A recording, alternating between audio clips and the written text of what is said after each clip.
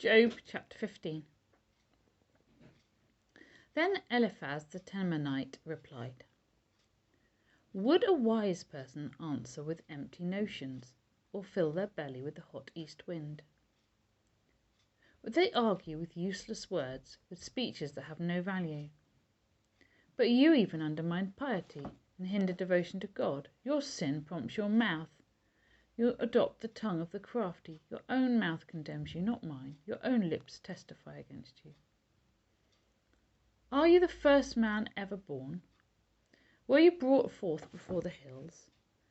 Do you listen in on God's counsel? Do you have a monopoly on wisdom? What do you know that we do not know? What insights do you have that we do not have? The grey-haired and the aged are on your side, or on our side.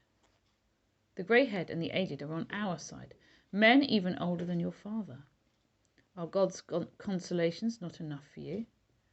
Words spoken gently to you? Why has your heart carried you away, and why do your eyes flash, so that you vent your rage against God and pour out such words from your mouth? What are mortals, that they could be pure, or those born of woman, that they could be righteous? If God places no trust in his holy ones, if even the heavens are not pure in his eyes, how much less mortals who are vile and corrupt, who drink up evil like water? Listen to me, and I will explain to you. Let me tell you what I have seen, what the wise have declared, hiding nothing received from their ancestors, to whom alone the land was given, when no foreigners moved among them. All his days the wicked man suffers torment, the ruthless man, through all the years stored up for him. Terrifying sounds fill his ears. When all seems well, marauders attack him. He despairs of escaping the realm of darkness. He is marked for the sword. He wanders about for food like a vulture. He knows the day of darkness is at hand. Distress and anguish fill him with terror. Troubles overwhelm him like a king poised to attack, because he shakes his fist at God and vaunts himself against the Almighty, defiantly charging against him with a thick, strong shield. Though his face is covered with fat and his waist bulges with flesh, he will inhabit ruined towns and houses where no one lives, houses crumbling to rubble. He will no longer be rich, and his wealth will not endure, nor will his possessions spread over the land. He will not escape the darkness. A flame will wither his shoots, and the breath of God's mouth will carry him away. Let him not deceive himself by trusting what is worthless, for he will get nothing in return. Before his time he will wither, and his branches will not flourish. He will be like a vine stripped of its unripe grapes, like an olive tree shedding its blossoms. For the company of the godless will be barren, and fire will consume the tents of those who love bribes. They conceive trouble and give birth to evil. Their womb fashions deceit. Chapter 16. Then Job replied, I have had many things like these. You are miserable comforters, all of you. Will your long-winded speeches ever end? What ails you that you keep on arguing? I also could speak like you if you were in my place. I could make fine speeches against you and shake my head at you, but my mouth would encourage you. Comfort from my lips would bring you relief.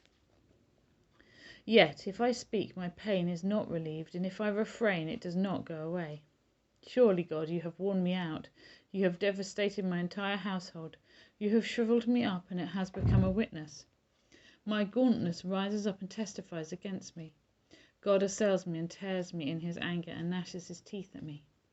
My opponent fastens on me his piercing eyes. People open their mouths to jeer at me, and they strike my cheek in scorn, and unite together against me. God has turned me over to the ungodly and thrown me into the clutches of the wicked. All was well with me, but he shattered me. He seized me by the neck and crushed me. He has made me his target. His archers surround me. Without pity he pierces my kidneys and spills my gall on the ground. Again and again he bursts upon me. He rushes at me like a warrior. I have sewed sackcloth over my skin and buried my brow in the dust. My face is red with weeping. Dark shadows ring my eyes. Yet my hands have been free of violence, and my prayer is pure. Earth, do not cover my blood. May my cry never be laid to rest. Even now my witness is in heaven, my advocate is on high, my intercessor is my friend. As my eyes pour out tears to God, on behalf of a man, he pleads with God as one pleads for a friend. Only a few years will pass before I take the path of no return. Chapter 17. My spirit is broken, my days are cut short. The grave awaits me. Surely mockers surround me, my eyes must dwell on their hostility. Give me, O God, the pledge you demand. Who else will put up security for me? You have closed their minds to understanding, therefore you will not let them triumph.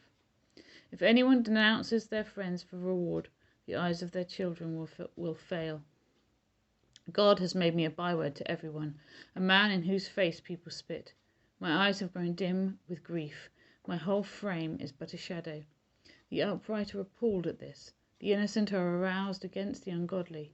Nevertheless, the righteous will hold to their ways, and those with clean hands will grow stronger.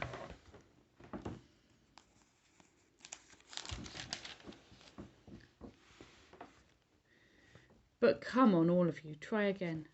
I will not find a wise man among you. My days have passed, my plans are shattered, yet the desires of my heart turn night into day. In the face of the darkness, light is near.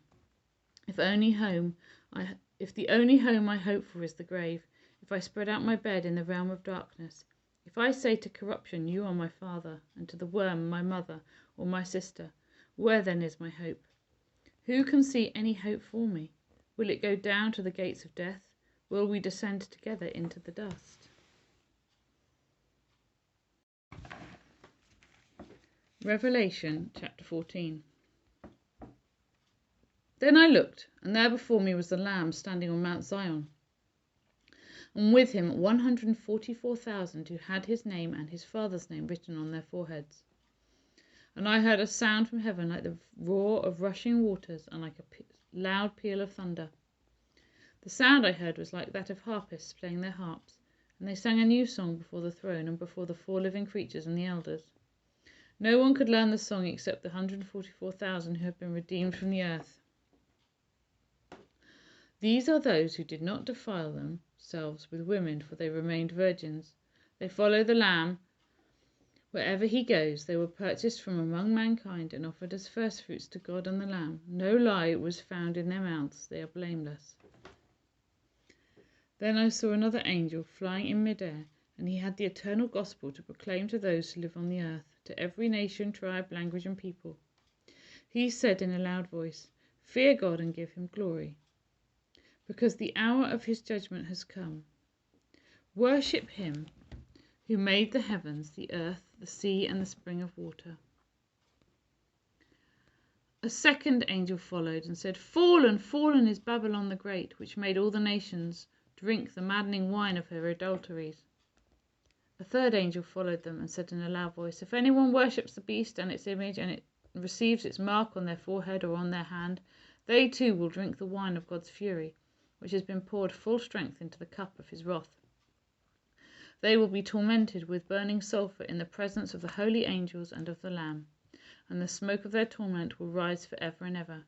There will be no rest day or night for those who worship the beast and its image, or for anyone who receives the mark of its name." This calls for patient endurance on the part of the people of God who keep his commands and remain faithful to Jesus. Then I heard a voice from heaven say, "Write this: Blessed are the dead who die in the Lord from now on." "Yes," says the Spirit, "they will rest from their labor, for their deeds will follow them." I looked, and there before me was a white cloud, and seated on the cloud was one like a son of man, with a crown of gold on his head and a sharp sickle in his hand. Then another angel came out of the temple and called in a loud voice to him who was sitting on the cloud, "Take your sickle and reap, because the time to reap has come, for the harvest of the earth is ripe." So he who was seated on the cloud swung his sickle over the earth, and the earth was harvested. Another angel came out of the temple in heaven, and he too had a sharp sickle. Still another angel who had charge of the fire came from the altar and called in a loud voice to him who had the sharp sickle, "Take your sharp sickle and gather the clusters of grapes from the earth's vine, because its grapes are ripe." The angel swung his sickle on the earth, gathered its grapes and threw them into the great winepress of God's wrath. They were trampled in the winepress outside the city, and the blood flowed out of the press, rising as high as the horses' bridles for a distance of 1,600 stadia.